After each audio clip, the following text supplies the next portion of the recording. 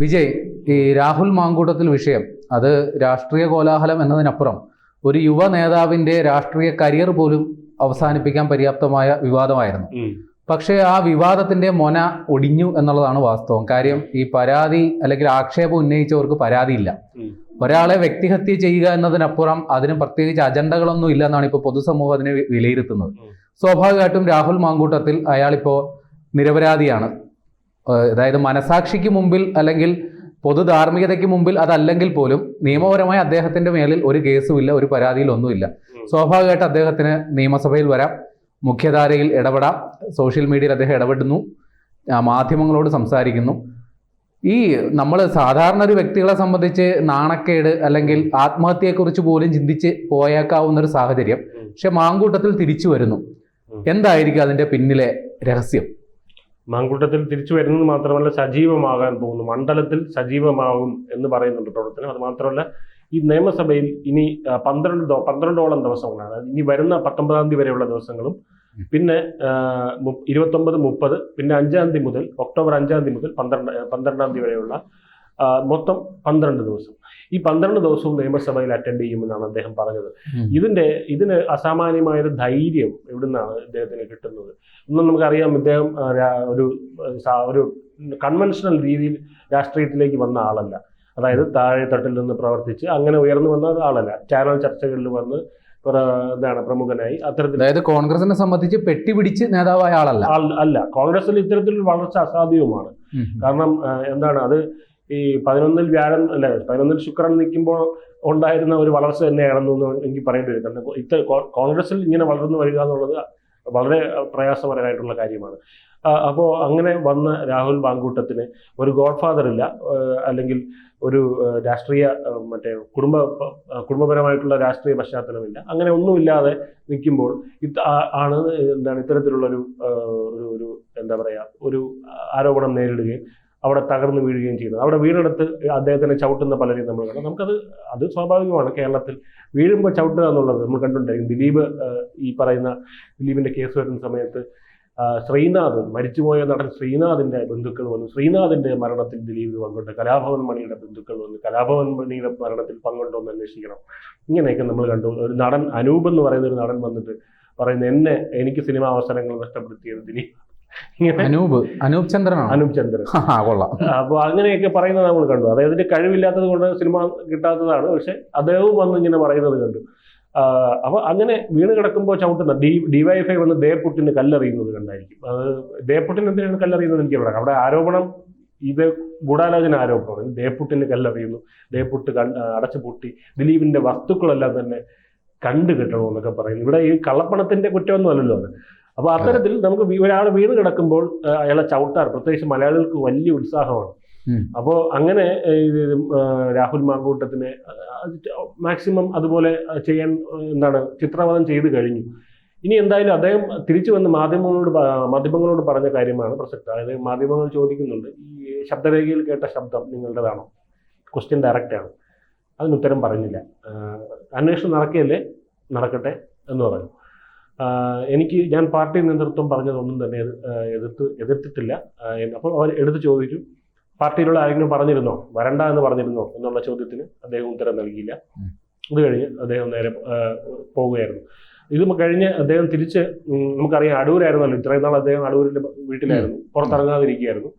ഇദ്ദേഹം നിയമസഭാ മന്ദിരത്തിൽ വന്നിട്ട് പിന്നെ MLA ഹോസ്റ്റലിലേക്ക് പോകുന്ന വഴിക്ക് SFIയുടെ പ്രതിഷേധം ഉണ്ടായി. SFI വന്ന് വഴിയിൽ കുത്തിയിരുന്ന് തടഞ്ഞു. പോലീസ് വന്ന് അറസ്റ്റ് ചെയ്ത് നീക്കിയപ്പോൾ പോലീസുകാരോട് പറഞ്ഞു, നമ്മൾ ഇവിടെ സമാധാനപരമായിട്ടല്ലേ പ്രതിഷേധം നടത്തിയത് എന്നൊക്കെ പറഞ്ഞ് എന്തായാലും SFI അറസ്റ്റ് ചെയ്ത് നീക്കി. ഇദ്ദേഹം കടന്നുപോയി. ഇദ്ദേഹം വണ്ടിയുടെ പുറത്തിറങ്ങിയില്ല. ഷാഫി ചെയ്തതുപോലെ ഇദ്ദേഹം വണ്ടിയുടെ പുറത്തിറങ്ങിയില്ല. അറിയാം അദ്ദേഹത്തെ ഒരുപക്ഷെ പുറത്തിറങ്ങി കഴിഞ്ഞാൽ ഷാഫിക്ക് കിട്ടിയ പോലെ ഒരു പ്രിവിലേജ്, അതായത് ഷാഫിയുടെ ദേഹത്ത് ഒരു നുള്ളു പൊടിയിടാൻ ആർക്കും കഴിഞ്ഞില്ല. അങ്ങനെ ആയിരിക്കില്ല ചിലപ്പോൾ രാഹുൽ പുറത്തിറങ്ങിയാൽ എന്ന് അദ്ദേഹത്തിന് വ്യക്തമായി അറിയാവുന്നതുകൊണ്ടായിരിക്കും അദ്ദേഹം പുറത്തിറങ്ങിയില്ല.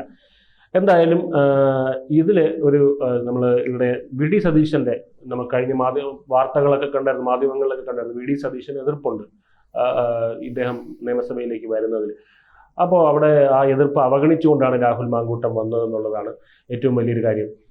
അതിനെപ്പറ്റി ഇപ്പോൾ ഈ നിയമസഭയിൽ തന്നെ PV അൻവർ ഇരുന്ന ഒരു സീറ്റുണ്ട്. അതായത് ഈ കോൺഗ്രസിന്റെ പ്രത്യേക ബ്ലോക്കിന് പുറകെയായിട്ട് പിൻബെഞ്ചിലെ സീറ്റാണ്. അവിടെയാണ് ഈ രാഹുൽ മാങ്കൂട്ടം വന്നിരിക്കുന്നത്. അപ്പോൾ അത് പെട്ടെന്ന് നോട്ടീസ് ചെയ്യാതിരിക്കാൻ വേണ്ടിയായിരിക്കാം. അപ്പോൾ ഇന്നലെയായിരുന്നു തുടങ്ങിയത് സമ്മേളനം. അപ്പോൾ അങ്ങനെ ഇന്നലത്തെ ദിവസം ഈ പറയുന്ന അനുസ്മരണ ചടങ്ങൊക്കെ ആയിരുന്നു. അച്യുതാനന്ദന്റെയും PP തങ്കച്ചന്റെയൊക്കെ അനുസ്മരണ ചടങ്ങായതുകൊണ്ട് ആ ദിവസം അങ്ങനെ ചടങ്ങുകളിൽ പോയതുകൊണ്ട് ആരും പ്രതിഷേധിച്ചില്ല. പക്ഷെ ഇന്നത്തെ ദിവസം മുതൽ പ്രതിഷേധം ഉണ്ടായിരിക്കും. അപ്പോൾ അങ്ങനെ ഇദ്ദേഹം വരുമ്പോൾ എന്താണ് ഇദ്ദേഹത്തിന്, എങ്ങനെയായിരിക്കും ഇദ്ദേഹത്തിന് പ്രതിഷേധിക്കുന്നത്? നമ്മൾ മുമ്പ് പല വാർത്തകളും കേട്ടില്ല. KB ഗണേഷ്കുമാറും M മുകേഷും ഒക്കെ അലങ്കരിക്കുന്ന നിയമസഭയിൽ മാങ്കൂട്ടത്തിനെതിരെ മാത്രം പ്രതിഷേധം ഉണ്ടാകേണ്ട കാര്യമില്ലല്ലോ. അതെ, ഒരുപാട് പേർ പ്രതിഷേധിക്കാനാണെങ്കിൽ അത് മാത്രമല്ല, ഇതിനകത്ത് രാഹുൽ മാങ്കൂട്ടത്തിന് ചെയ്ത തെറ്റെന്താണെന്നുള്ള കാര്യം ഇവിടെ ഇതേ കോൺഗ്രസ് പാർട്ടിയിൽ തന്നെ പോലീസ് കേസുള്ള, അതായത് ഇവിടെ രാഹുലിനെതിരെ കേസ് എടുത്തിട്ടല്ലല്ലോ ക്രൈംബ്രാഞ്ച് കേസ് അന്വേഷിക്കുന്നത്. അതായത് പരാതി ഇല്ലാതെ കേസ് എടുത്തിട്ട് പിന്നെയാണ് പരാതിക്കാരെ അന്വേഷിക്കുന്നത്. അങ്ങനെയല്ല, ഒരു സ്ത്രീ നേരിട്ട് പരാതി കൊടുത്ത കേസ് തന്നെ KC വേണുഗോപാലിനും ഈ പറയുന്ന ഹൈബി ഈഡനും അബ്ദുള്ള കുട്ടിക്കെതിരെ 2018 വന്നിരുന്നു. അത് ലൈംഗിക പീഡന കേസാണ്. അത് അന്ന് ഇവരാരും ഈ സാമാജികത്വം ഒന്നും രാജിവെച്ചിട്ടില്ല. അവർ മന്ത്രിയായിട്ട് തന്നെ അവർ ഈ പറയുന്ന പാർട്ടി ഭാരവാഹിത്വവും രാജിവെച്ചിട്ടില്ല. അപ്പോൾ അന്നൊന്നും ഇല്ലാത്ത ഈ ഇതൊന്നും ഇദ്ദേഹത്തിനോട് കാണിക്കേണ്ട കാര്യമില്ല. ഇവിടെ ഇദ്ദേഹം ചെയ്ത തെറ്റെന്ന് പറയുന്നത് ഒരു ഉഭയസമ്മത പ്രകാരം ഒരു സ്ത്രീയുമായിട്ട് ശാരീരിക ബന്ധത്തിൽ ഏർപ്പെട്ടു. കേൾക്കുന്നു. ഉഭയസമ്മത പ്രകാരം അല്ലെന്നോ? ഒന്നല്ല, എത്രയും ആയിക്കോട്ടെ, അത് അദ്ദേഹത്തിന്റെ വ്യക്തിപരമായ കാര്യം. ഏതോ ഒരു ചാനല് വിട്ട വാർത്ത പ്രകാരം ഏതോ ഒരു IAS ഉദ്യോഗസ്ഥ പോലും ലിസ്റ്റിലുണ്ടെന്നൊക്കെ പറയും. ഇവരെല്ലാം ഉണ്ടെങ്കിലും ഇവരെല്ലാം ഉഭയസമ്മത പ്രകാരമാണല്ലോ. അതെ, അതിൽ തർക്കമില്ലാത്ത കാര്യമില്ല. അതിൽ ഈ പറയുന്ന സ്ത്രീകൾക്കും തർക്കമില്ലാത്ത കാര്യമാണ്. അവരാരും തന്നെ വേടന്റെ ഇരകളെ പോലെ വന്നിരുന്ന് ഇദ്ദേഹത്തിന്റെ പീഡിപ്പിച്ചു എന്നൊന്നും പറയുന്നില്ലല്ലോ. അതെ, കെട്ടിയിട്ട് പീഡിപ്പിച്ചതോ ഒന്നും പറയുന്നില്ല. അപ്പൊ അവർ ഉഭയസമ്മത പ്രകാരം ഇദ്ദേഹത്തിന് അത് ചെയ്ത് കഴിഞ്ഞിട്ട് പിന്നീട് അത് പീഡനമായിരുന്നു എന്നൊക്കെ പറയുന്നതിന്റെ യുക്തി എനിക്ക് മനസ്സിലാവുന്നില്ല. ഇപ്പൊ ഈ ഗർഭചിത്രം നടത്തി എന്ന് പറയുമ്പോഴും അത് ഈ നിർബന്ധിതമായി പിടിച്ചു കെട്ടി ചെയ്ത ഒരു ഏർപ്പാടായിരിക്കില്ല. അതും പക്ഷേ അനുമതിയോടുകൂടി തന്നെ ആയിരിക്കും. അവിടെ പ്രേരണ ഒരു കുറ്റമാണ്. അതിപ്പോ ആത്മഹത്യ പ്രേരണ എന്ന് പറയുന്ന പോലെ നമ്മള് ഇവിടെ അതാണ് പറയുന്നത്. ഗർഭിണി ആയതിൽ പോലും അയാളുടെ മാത്രം കുറ്റമല്ല, അത് രണ്ടുപേർക്കും കുറ്റമുണ്ട്. രണ്ടുപേരും പ്രായപൂർത്തിയായവരാണ്. പക്ഷെ ഈ ഗർഭഛിദ്രത്തിന്റെ കാര്യം വരുമ്പോൾ അതൊരു ക്രൈമായിട്ട് വരുന്നുണ്ട്. കാരണം അവിടെ പ്രേരണ, ധാർമ്മികത ഒരു പ്രശ്നമാണ്. ആ സ്ത്രീയുടെ ധാർമ്മികത ചോദ്യം ചെയ്യപ്പെടും. അത് മാത്രമല്ല, ഇമോഷണൽ ബ്ലാക്ക് മെയിലിംഗ് അവിടെ ഉപയോഗിച്ചിട്ടുണ്ട്. അപ്പോൾ അവിടെ അതൊരു പ്രേരണ കുറ്റമായിട്ട് വരാനുള്ള. പക്ഷെ ഇതെല്ലാം തന്നെ പോലീസിന് ഇതുവരെ തെളിയിക്കാൻ കഴിഞ്ഞിട്ടില്ല. അങ്ങനെ തെളിയിക്കാൻ കഴിഞ്ഞിരുന്നെങ്കിൽ ഇപ്പോൾ കേസാകുമായിരുന്നു. കാരണം ഭരിക്കുന്നത് CPM ആണല്ലോ. അവരെന്തായാലും കാരണം ഇദ്ദേഹത്തിനെ രാജിവെപ്പിച്ച് അറസ്റ്റ് ചെയ്യാൻ കഴിഞ്ഞു കഴിഞ്ഞാൽ അത് വലിയ രീതിയിൽ ഈ വരുന്ന ഇലക്ഷനെ അത് സ്വാധീനിക്കാൻ കഴിയും. അത്തരത്തിലൊരു അറസ്റ്റ് ഉണ്ടായാൽ. അപ്പൊ അതിനുവേണ്ടി അവർ ശ്രമിക്കും. അപ്പൊ അത് ചെയ്യാതിരിക്കുന്നത് തെളിവുകൾ കിട്ടാത്തത് കൊണ്ട് തന്നെയാണ്. അപ്പൊ എന്തായാലും ഈ സാമൂഹ്യ മാധ്യമങ്ങളിൽ VD സതീശൻ കഴിഞ്ഞ ദിവസം വന്നിട്ട് പറഞ്ഞിരുന്നു അവർക്കെതിരെ 4000 കോൺഗ്രസ് അക്കൗണ്ടുകളിൽ നിന്നും ആക്രമണം ഉണ്ടാവും, സൈബർ വെട്ടുകിളി ആക്രമണം. അതിന് അന്വേഷിക്കാൻ വേണ്ടി VT ബൽറാമിനോട് പരാതി കൊടുത്തിരുന്നു. VT ബൽറാമാണ് ഈ കോൺഗ്രസിന്റെ IT സെൽ ഭാരവാഹി. അപ്പം അദ്ദേഹത്തിന് ഏൽപ്പിച്ചിരുന്നു. അദ്ദേഹം മൈൻഡ് ചെയ്തില്ല എന്നാണ് പറയുന്നത്.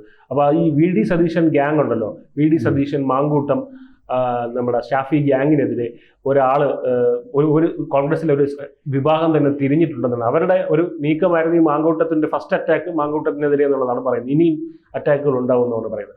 അപ്പൊ ഈ മാങ്കൂട്ടത്തിന് എവിടെ നിന്ന് ധൈര്യം കിട്ടി എന്നുള്ള നമ്മുടെ ചോദ്യത്തിന് ഉത്തരം ഷാഫി പറമ്പിലാണ് എന്നുള്ളതാണ് ആൻസർ. അതായത് ഷാഫി വന്നതിന് ശേഷമാണ് ഉത്തരങ്ങൾ മാറി പറയുന്നത് നമ്മൾ കണ്ടത്. കഴിഞ്ഞ ദിവസം പറഞ്ഞിരുന്ന നിലപാടിൽ നിന്ന് VD സതീശൻ മലക്കം പറഞ്ഞത് ഷാഫി വന്നതിന് ശേഷമാണ്. ഷാഫി പറഞ്ഞ അതേ നിലപാടിലേക്ക് VD സതീശനും പിന്നീട് മുഴുവൻ കോൺഗ്രസും, മഹിളാ കോൺഗ്രസ് ഉൾപ്പെടെയുള്ളവരും വന്ന് കണ്ടിരുന്നു. ഷാഫി പറമ്പിലിനെ തൊട്ടപ്പോൾ CPM ക്ലിഫ് ഹൗസിൽ പൊള്ളിയത് നമ്മൾ കണ്ടായിരുന്നു. അതായത് ഷാഫി പറമ്പിലിനെ തൊട്ടപ്പോൾ യൂത്ത് കോൺഗ്രസ് അവരുടെ സ്വാഭാവികമായിട്ടുള്ള ശാന്തമായിട്ടുള്ള സമരമുറകളൊക്കെ മാറ്റി വെച്ചിട്ട് വല്ലാത്തൊരു രീതിയിൽ ഇറങ്ങുകയും അത് അക്രമാസക്തമാവുകയും പോലീസിനെ തന്നെ വധിക്കാൻ ശ്രമിക്കുന്നതൊക്കെ നമ്മൾ കണ്ടു. അപ്പോൾ അവിടെ ഷാഫി പറമ്പിൽ എന്ന് പറയുന്നത് ഒരു വലിയ ഒരു ശക്തി, ഒരു എന്താ പറയുക, ഒരു ശബ്ദമായിട്ട് തന്നെ കോൺഗ്രസിൽ നിൽക്കുന്നുണ്ട്. ഒരു കിങ് മേക്കറായിട്ട് അദ്ദേഹം നിൽക്കുന്നുണ്ട്. അദ്ദേഹം അങ്ങനെ ഉയർത്തിക്കൊണ്ടുവന്ന ഒരു കിങ് തന്നെയാണ് ഈ പറയുന്ന രാഹുൽ മാങ്കൂട്ടം. അപ്പോൾ രാഹുൽ മാങ്കൂട്ടത്തിനോട് ഇനി ഞാൻ നോക്കിക്കോളാം എന്നുള്ള ഉറപ്പ് അദ്ദേഹം നൽകിയിട്ടുണ്ടായിരിക്കും. അത് തന്നെയാണ് നിയമസഭയിലേക്കും മാധ്യമങ്ങളുടെ മുമ്പിലേക്കും തിരിച്ചു വരാനുള്ള രാഹുൽ മാങ്കൂട്ടത്തിന്റെ ധൈര്യം.